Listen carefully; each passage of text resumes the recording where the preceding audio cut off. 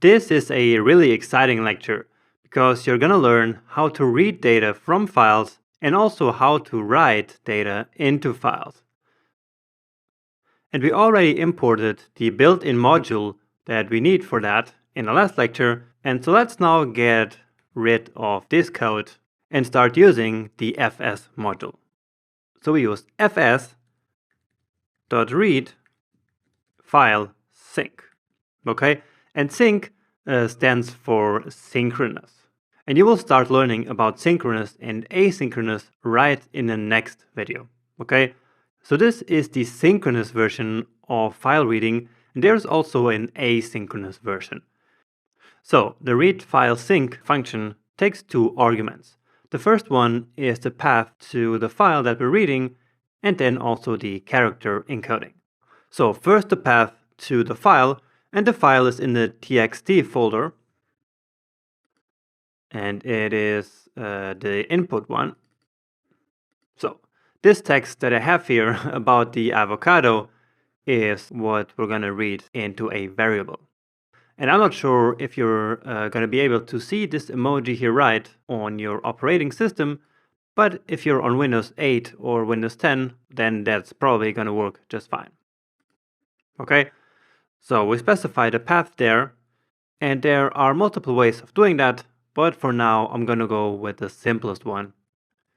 So all I'm going to do is that it's in the /txt/input.txt. So again, we're starting at the home folder, which is basically the folder where the index.js file is located. So that's the dot in there. And then we move into the txt folder, and from there input.txt. Then here the second one, we have to define the character encoding, which is UTF-8 usually, at least if you're just using English. Okay, and if we don't specify this, we get back something called a buffer. Okay, and that's not really what we want. We really just want the text. And so calling this function here will now read the data from the file and return it to us. And so we need to save that somewhere, and we put it into a variable. So let's say text in, because it's our text input. Okay, and then let's log it to the console just to see if it works. Give it a save, and now we need to run this here again. So in the terminal, I can just use the up arrow to run the previous command. So here is node index.js again, hit return, and let's see. And indeed, here we go. So here is the content of that file. So perfect. We now know how to read stuff from files. Congratulations. Okay, but we also want to know how to write to files. So let's create some new variable here with some more text and then write that into a new file. So let's call that one text out, so for output. And basically let's just write a string where we will then include this text in. And I'm using a template string here. And at this point, I'm going to assume that you're kind of familiar with the ES6 syntax. Okay, so we already used const here, which is an ES6 way of declaring variables instead of var.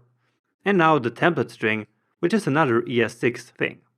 So before ES6, if you wanted to add something to text in, you would have to use the plus operator. So let's say this is, and then space, and then text in. Okay, so you would have to use the plus operator, but with the template string, it's much easier. All we have to do is to use the backticks, then some text, and then into this string, you can very easily plug in the variables. So let's say this is what we know about the avocado. Then we use this syntax to input the variable. Okay, and so basically inside of these curly braces here, we can write any JavaScript that we want. So it's not just for plugging in variables straight away. We could also do like calculations or any JavaScript expression that we wanted in here. Now let's say a new line character. So that's a new line, okay? And just to show you that we can actually use JavaScript inside of these curly braces here. So this $sign and then curly braces. So date, or actually date like this, dot now. Okay, so that is our string, which has this text here and together with the text that we read before from the variable. And so now let's write that to a new file. So again, we use the fs module, and this time write file sync. Okay, and again we specify the path to the file, and we still want it in the txt folder, and we call it output.txt.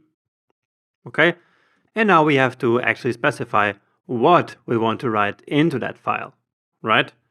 And that is the text out variable. And this doesn't return anything meaningful, and so we don't save anything to any variable. All we do is to finally log something more to the console, like just informing that the file has been written. Okay, so let's test it out again. I'm going to clear the console with Command K, hit the arrow up key, enter, and maybe you saw it, we here now have this new file called output. And if I open it up, then you see this is what we know about the avocado, which is what we wrote in the index.js, and then this is the text that came before from the input file, right?